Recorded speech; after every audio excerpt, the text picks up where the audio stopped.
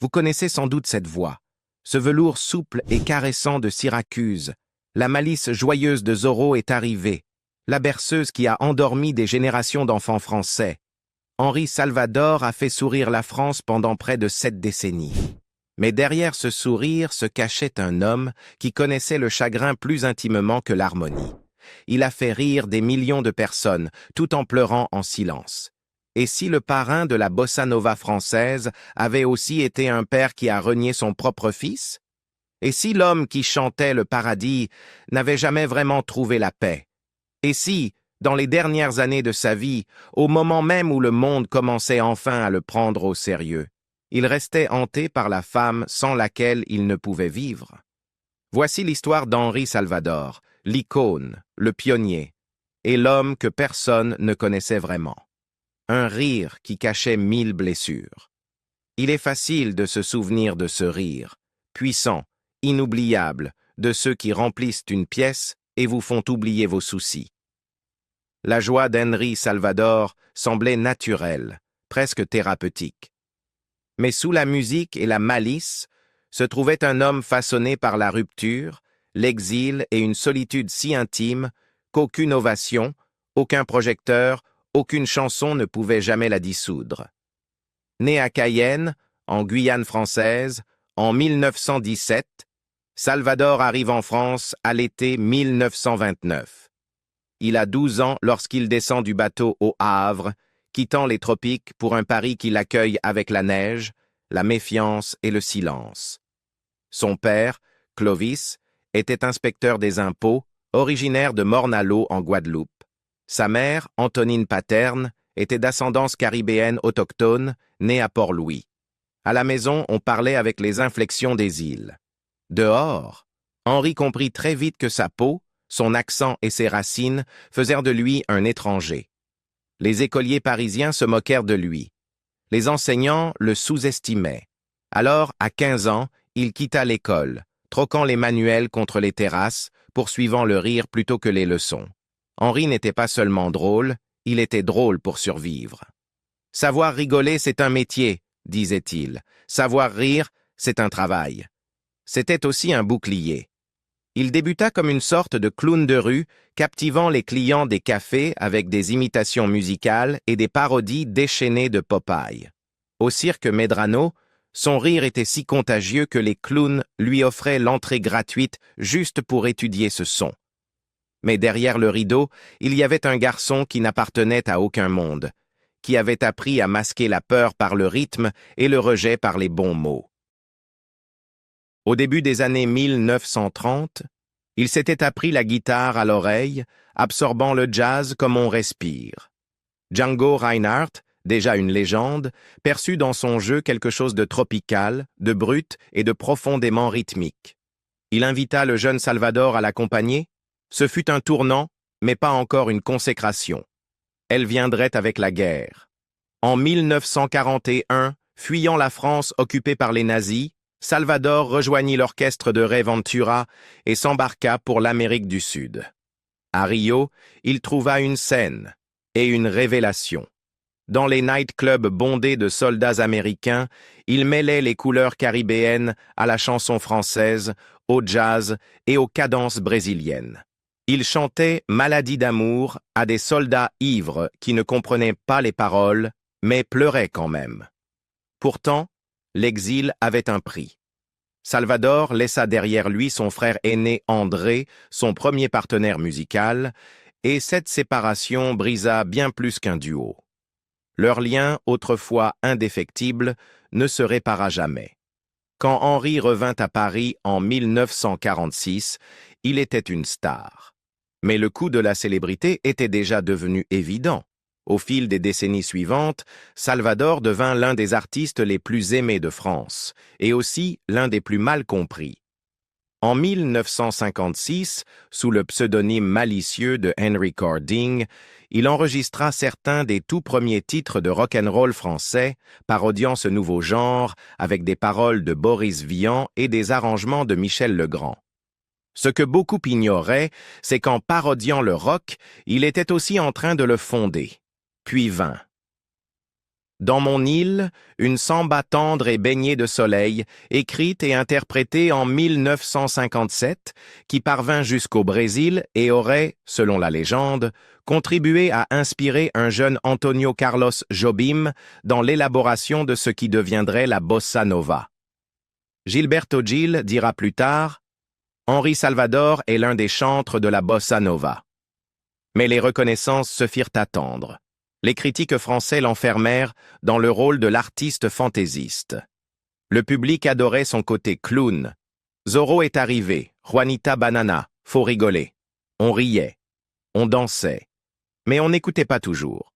Quand Salvador chantait Syracuse, chargé de nostalgie, ou une chanson douce, aussi délicate qu'une berceuse, il recevait des applaudissements polis, jamais de l'admiration. « On ne me prend jamais au sérieux quand je chante doucement », disait-il. Même la création de son propre label, Rigolo, en 1964, un acte révolutionnaire d'indépendance pour un artiste noir en France, ne fit que renforcer cette image de légèreté absurde. Salvador s'était offert la liberté, mais elle venait avec un piège. Le masque du clown s'était figé en sourire permanent. Il vénérait les compositeurs classiques. Ravel, Webern, Schoenberg et même l'avant-garde Xenakis. Il entendait les mathématiques dans leur musique. Mais en France, personne ne voulait que l'homme drôle soit aussi un intellectuel. Le public ne rend pas toujours ce qu'on lui donne, confia-t-il un jour. Pendant des décennies, Salvador donna de la joie à la France. Ce qu'il désirait et recevait rarement, c'était la reconnaissance. Pas pour être drôle, mais pour être grand. Derrière la voix, derrière le costume et le rire facile, se trouvait un homme qui avait passé sa vie entière à attendre qu'on le prenne enfin au sérieux.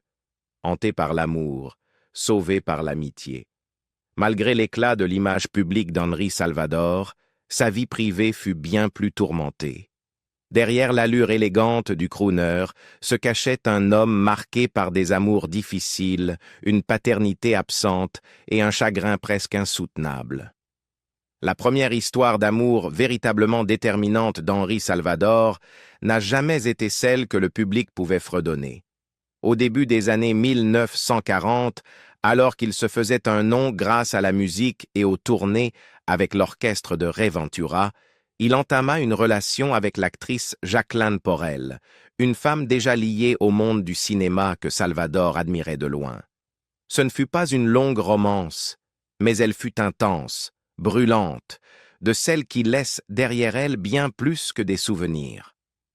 En février 1940, un enfant naquit de cette relation, Jean-Marie Perrier, qui deviendrait plus tard l'un des photographes les plus célèbres de France, immortalisant des icônes comme Johnny Hallyday, Françoise Hardy ou les Beatles avec une intimité rare. Mais la tragédie ne résidait pas dans la naissance, elle se trouvait dans ce qui suivit. Salvador ne reconnut jamais publiquement Jean-Marie comme son fils. Il n'y eut ni annonce fière, ni paternité visible, ni protection. Lorsque Jacqueline Porel épousa l'acteur François Perrier, l'enfant fut reconnu légalement et élevé sous le nom de François, grandissant ainsi avec un père sur le papier et un père biologique resté dans l'ombre. Pour Salvador, ce fut le silence. Pour Jean-Marie, une question lancinante, douloureuse toute une vie. Pourquoi ne m'a-t-il pas voulu? Des décennies plus tard, cette absence se transforma en un poids plus lourd encore. Une histoire inachevée. En 1982, à 42 ans, Jean-Marie décida enfin de retrouver Henri Salvador en Californie, loin des caméras et des rumeurs, espérant un moment privé capable de tout réparer. Mais au lieu d'une étreinte chaleureuse ou même d'une excuse fragile, la rencontre fut marquée par une froideur émotionnelle. Perrier décrira plus tard ce moment comme profondément décevant. Aucune tendresse, aucune reconnaissance paternelle. Rien de la réunion qu'il avait imaginée pendant des années. Salvador apparut sur la défensive, distant, comme un homme face à un miroir qu'il refusait de regarder. Était-ce la honte, la peur? Ou bien Henri Salvador avait-il passé tant d'années à jouer la joie qu'il ne savait plus comment jouer l'honnêteté? Quoi qu'il en soit, le fossé demeura. Et la vérité cruelle était simple. Certaines retrouvailles ne réparent pas le passé. Elles ne font que confirmer ce qui a manqué.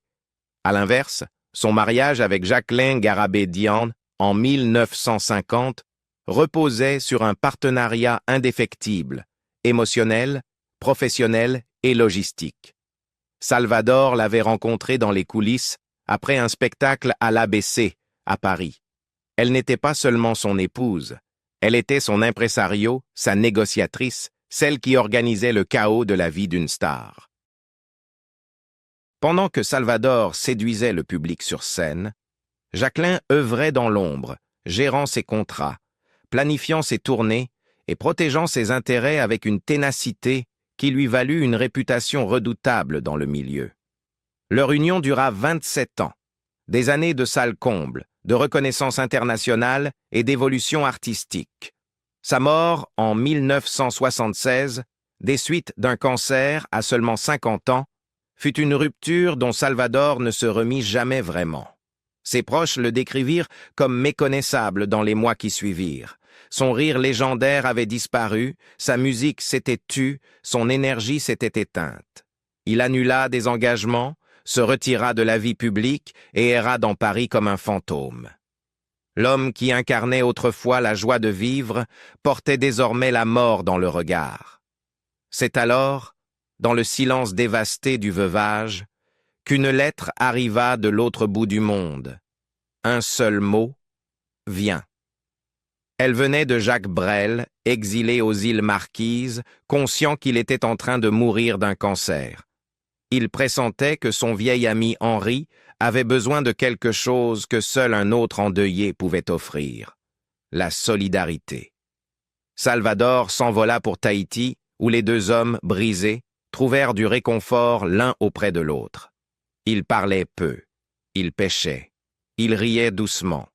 Ils partageaient de longs silences sans avoir à expliquer la douleur. Brel, malgré sa propre dégradation physique, offrit un remède émotionnel que personne d'autre ne pouvait donner. Il rappela à Salvador son humanité, sa raison d'être, son droit de continuer à vivre. Ce fut, à bien des égards, la performance la plus généreuse de Brel, hors scène, sans applaudissements. Des années plus tard, lorsque Salvador évoquait ce voyage, sa voix tremblait. Il n'expliqua jamais vraiment ce qui s'était échangé entre eux, mais ses proches affirmaient que c'était le seul moment, en 10 ans, où il avait semblé ne serait-ce qu'un peu entier. Le dernier acte d'amitié de Brel ne fut ni un duo ni un hommage, ce fut de sauver un homme de sa propre disparition. Après des années de silence et de deuil suivant la mort de Jacqueline, Henri Salvador se rouvrit prudemment à la compagnie. En 1986, il épousa Sabine de Ricou, une femme issue du milieu culturel parisien qui apporta calme et ordre à une vie devenue de plus en plus privée. Leur relation, jamais orageuse, manquait toutefois de l'électricité créative et de l'ambition partagée qui avait défini son lien avec Jacqueline.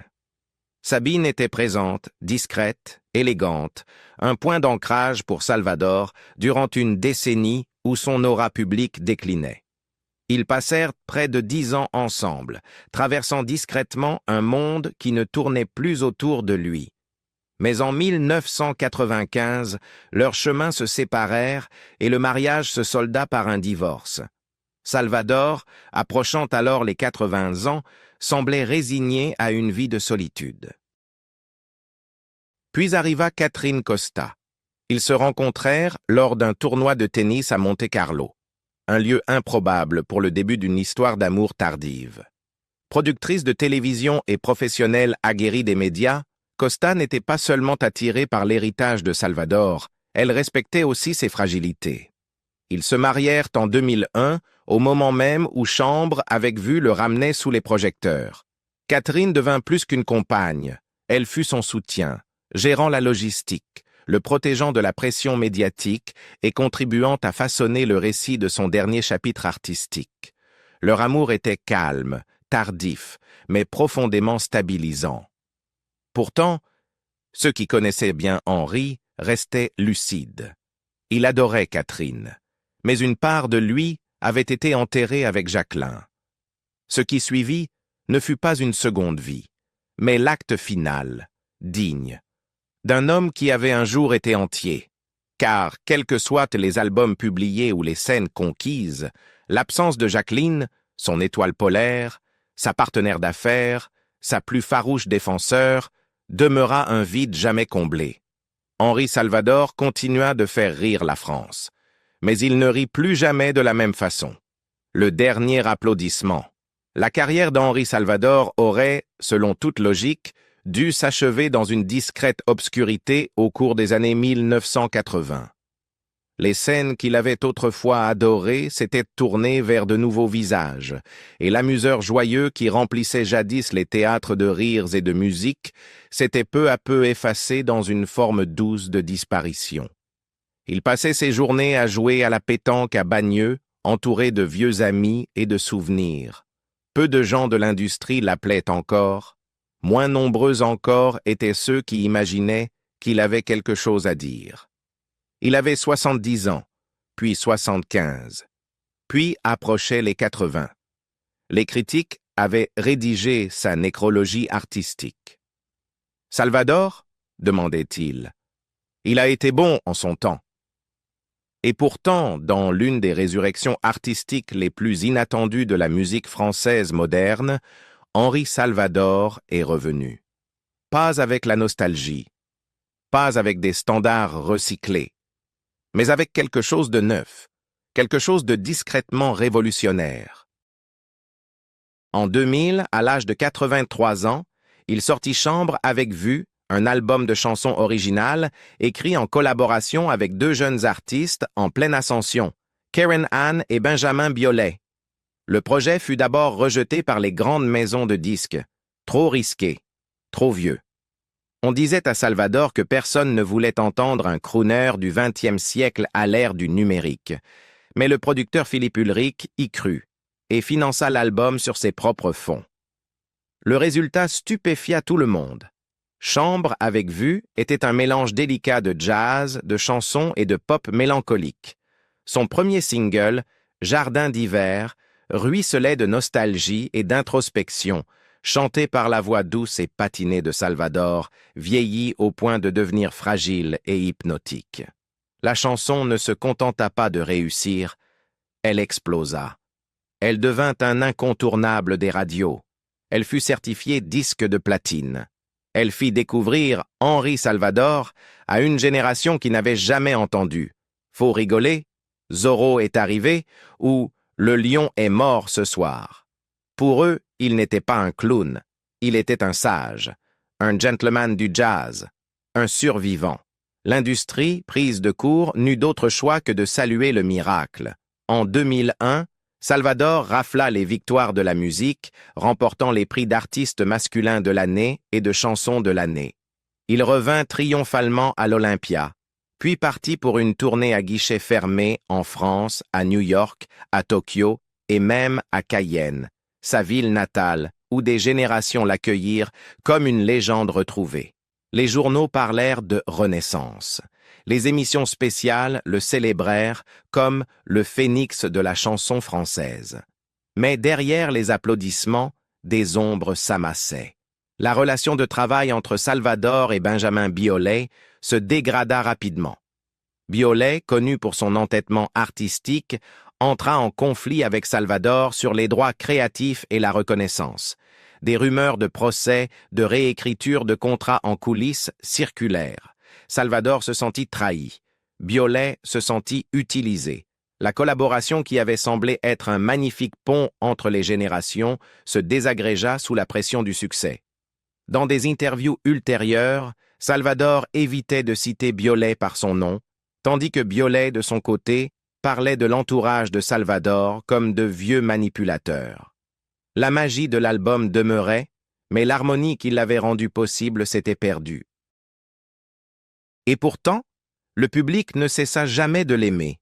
Il revint à la télévision, à la radio, lors des grandes cérémonies nationales. Sa musique résonnait dans les taxis, les cafés, sur les toits l'été. En 2006, il sortit son dernier album, Révérence, Un adieu subtil et élégant enregistré à Rio, New York et Paris. C'était une lettre d'amour à la musique qu'il avait contribué à faire naître. La bossa nova, le jazz, la chanson. L'album comprenait des duos avec Gilberto Gil et Caetano Veloso, des légendes brésiliennes qui reconnaissaient ouvertement Salvador comme l'un des parrains de leur genre. Avec « Tu sais, je vais t'aimer », il refermait une boucle entamée un demi-siècle plus tôt dans un club enfumé de Rio, rempli de soldats américains et de rythmes de samba. Pour Salvador, Révérence n'était pas un retour. C'était une conclusion. Son dernier concert eut lieu le 21 décembre 2007 au Palais des Congrès de Paris. Il entra sur scène sous une ovation tonitruante. 90 ans, fragile mais rayonnant, vêtu de son costume et de son chapeau emblématique. Il chanta pendant près de 2 heures. Pas en clown, pas en jeune jazzman, mais en homme qui avait tout vu et vécu assez longtemps pour le chanter.